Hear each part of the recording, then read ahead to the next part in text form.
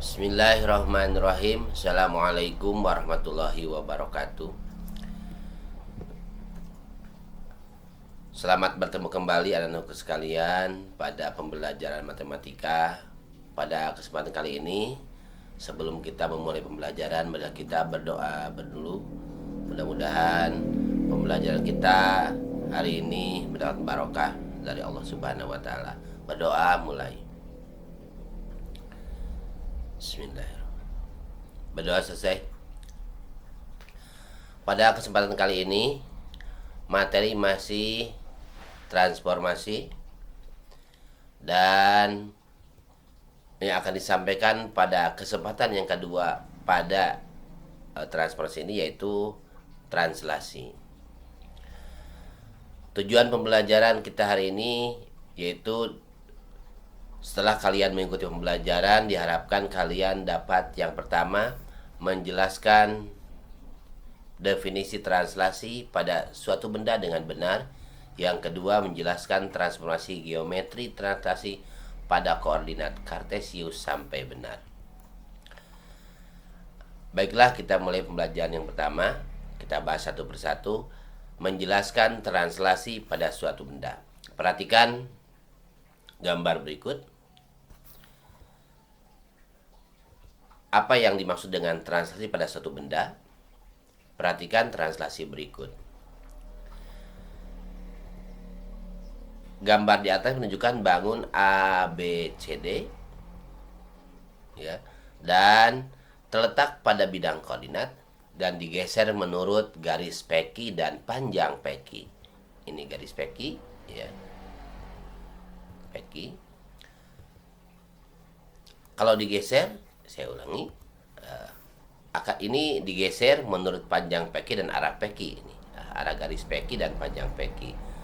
Berarti setiap titik A, B, C, D akan sama bergesernya searah dengan arah garis peki dan panjang peki.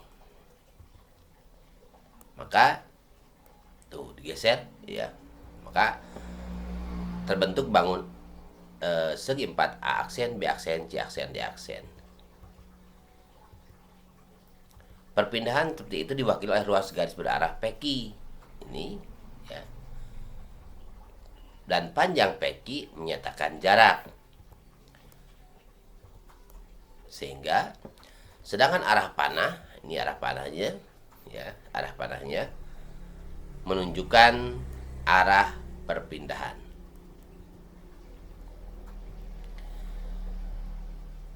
Pada translasi tersebut diperoleh hubungan-hubungan berikut. Yang pertama, AB menempati A aksen B aksen. Kemudian maka AB sama dengan A aksen B aksen, dan garis AB sejajar dengan garis A aksen B aksen. AD menempati A aksen D aksen. Maka di sini AD sama dengan A aksen D aksen dan AD sejajar dengan A aksen D aksen.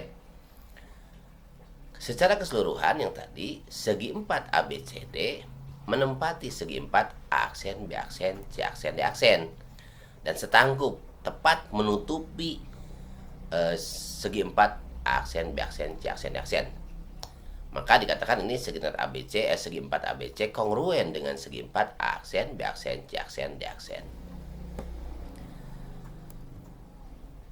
Dari uraian di atas diperoleh pengertian translasi. Apa? Translasi atau pergeseran adalah suatu perpindahan semua titik pada suatu bidang dengan jarak atau besar dan arah yang sama. Suatu translasi selain dapat diwakili oleh ruas garis berarah, dapat juga dinyatakan dengan pasangan bilangan X, Y. Ini penulisannya bukan ke samping tapi ke bawah, ya, di atas ke bawah, X, Y. Dengan X sebagai komponen mendatar horizontal dan Y sebagai komponen tegak vertikal. Jadi X ini untuk arahnya mendatar ke kiri atau ke kanan, sedangkan Y ini untuk arahnya ke atas atau ke bawah. Jika X bernilai positif, maka ditranslasikan ke kanan atau digeser ke kanan sepanjang garis horizontal mendatar. Sedangkan jika X bernilai negatif, maka digeser ke kiri sepanjang garis horizontal.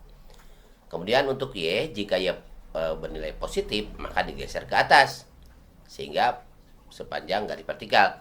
Sedangkan Y-nya negatif, digesernya ke bawah sepanjang garis vertikal. Perhatikan gambar satu ini. AB nih, ya, mewakili translasi. Kita lihat A ini titik awalnya dari A. Nah, lihat arah horizontalnya ada berapa kolom? 1, 2, 3, 4, 5, 6, 7, ya. Kemudian dilanjutkan ke atas. Nah, ya, ini untuk komponen Y nya dihitung ada berapa? 1, 2, 3, 4, 5.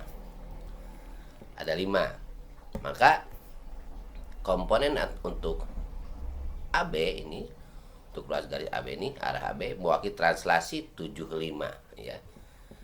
Artinya translasi tersebut memindahkan titik pada bidang dengan tahapan 7 satuan ke arah kanan positif dan 5 satuan ke arah atas, positif juga. 7 dan 5 adalah komponen translasi, dengan 7 sebagai komponen pertama dan 5 sebagai komponen kedua. Perhatikan gambar yang kedua. Sekarang KL, ya, ruas garis KL mewakili translasi. Lihat, ini titik awalnya dari K ke kanan 8, kemudian kita tulis di sini 8. Kemudian kita lihat lagi, lanjutkan ke bawah 6, ya. Kita tulis karena ke bawah negatif 6. Artinya translasi tersebut memindahkan titik pada bidang dengan tahapan 8 satuan ke arah kanan positif dan 6 satuan ke bawah negatif, sehingga 8 dan negatif 6 adalah komponen translasi dengan 8 sebagai komponen pertama dan negatif 6 sebagai komponen kedua. Dari uraian di atas diperoleh bahwa menentukan komponen suatu translasi harus dimulai dari titik awal, kemudian dilakukan pergeseran mendatar horizontal, dilanjutkan dengan pergeseran tegak atau vertikal. Dengan demikian dapat disebutkan sebagai berikut. Translasi AB memindahkan titik dengan aturan sebagai berikut. A satuan mendatar ke kanan jika A positif dan A satuan ke kiri jika A negatif. Keduanya, B satuan tegak ke atas jika B positif dan B satuan ke bawah jika B negatif. Menjelaskan transformasi geometri translasi pada koordinat kartesius bagian keduanya sekarang. Bagaimana cara kalian menentukan koordinat bayangan hasil translasi pada koordinat kartesius? Untuk menentukan bentuk umum koordinat bayangan hasil translasi pada bidang koordinat, perhatikan kegiatan berikut. Segi 4 ABCD memiliki titik sudut A-nya 1,3, ya. Koordinatnya B-nya 3,2, C-nya 5,-1 dan D-nya 2,0. Gambarlah segi 4 tersebut, kemudian gambar hasil bayangannya jika ditranslasikan sejauh 4 satuan ke kiri dan 2 satuan ke bawah. Tuliskan koordinat bayangan hasil translasi segi 4 ABCD. Alternatif penyelesaian, perhatikan gambar. Yang pertama tadi A-nya 1,3 itu, B-nya 4,2, C-nya 5,-1 dan D-nya 2,0. Kita hubungkan ABCD ini segi 4 ABCD ternyata berbentuk jargenjang, ya. Kemudian kita translasikan 4 satuan ke kiri dan 2 satuan ke bawah. Kita mulai dari A. A 4 ke kiri, 2 ke bawah, dan ini adalah titik A aksennya, ya. Kemudian sama B juga. B juga kita geser ke kiri 4 satuan, ke bawah 2. Di sini titik B aksen. Kemudian C, ya, juga sama 4 satuan ke kiri, 2 satuan ke bawah, ini C aksen.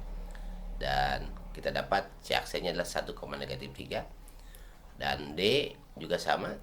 Di sini dapat D aksen, koordinatnya -2,2. Kita hubungkan hasilnya, ya. Pada gambar transaksi 4 negatif 4 negatif 2 pada bidang koordinat diperoleh bahwa titik A 1,3 ditranslasikan oleh negatif 42, bayangannya adalah negatif 3,1, atau diperoleh dengan cara 1,3 ini 1,3 ditambah dengan negatif 4,2. Caranya 1 ditambah negatif 4, 3 ditambah negatif 2. Jadi yang depan dengan yang atas, yang belakang dengan yang bawah. Sama dengan negatif 3,1. Dengan cara yang sama, tadi titik B yang kedua 4,2 ditranslasikan oleh negatif 4 negatif 2. Maka diperoleh titik bayang koordinatnya 0,0. Dengan cara yang sama, 4,2 ditranslasikan oleh negatif 4 negatif 2, diperolehnya 4 ditambah negatif 4, 2 tambah negatif 2, dan hasilnya adalah 0,0. Yang C 5, negatif 1, bayangannya dapat 1, negatif 3. Sama tadi 5, negatif 1 ditranslasikan negatif 4 negatif 2, maka bayangannya adalah 5 ditambah negatif 4, negatif 1 ditambah negatif 2, dan hasilnya adalah 1, negatif 3.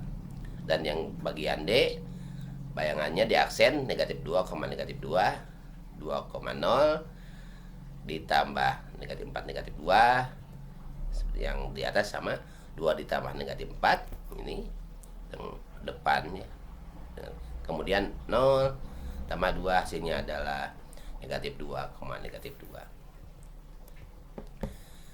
Dari kegiatan di atas dapat disimpulkan bahwa bayangan titik A X, Y oleh translasi AB adalah A X, Y ditambah translasi AB diperoleh aksen X tambah A, Y tambah B.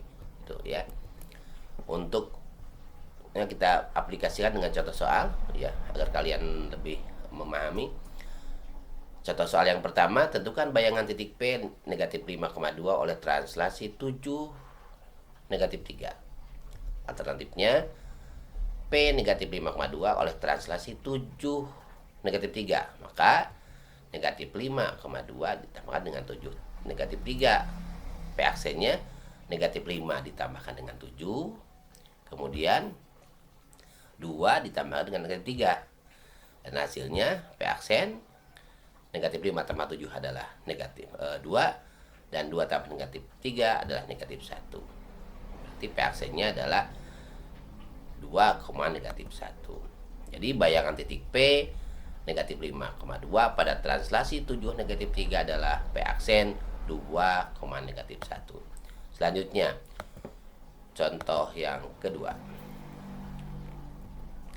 Pada translasi 9B, titik K 4A,5B dipetakan ke titik K aksen atau ditranslasikan ke titik K aksen 21,8 min 2B ya.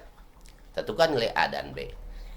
Alternatif penyelesaiannya bahwa titik K dengan koordinatnya 4A,5B ditranslasikan oleh 9B, dan hasilnya adalah, lihat,